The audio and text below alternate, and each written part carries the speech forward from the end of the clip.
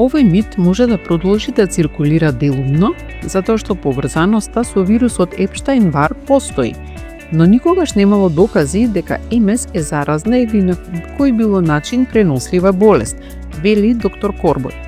Лицата со МС имаат многу поголема веројатност од оние без оваа состојба да имаат знаци на претходна инфекција со Епштаин-Бар вирус, причина за повеќето случаи на мононуклеоза. Но точната природа на поврзаноста со МС не е јасна.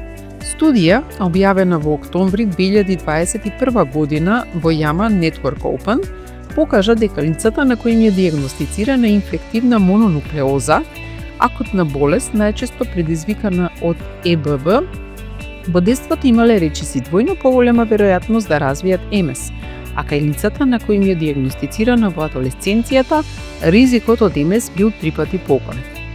Доктор Корбој истакнува дека истражувачите не успеале да пренесат МС во лабораторија на животни за истражувачки цели, па затоа е помалку веројатно дека тоа ќе се случи во вашиот дом или заедница.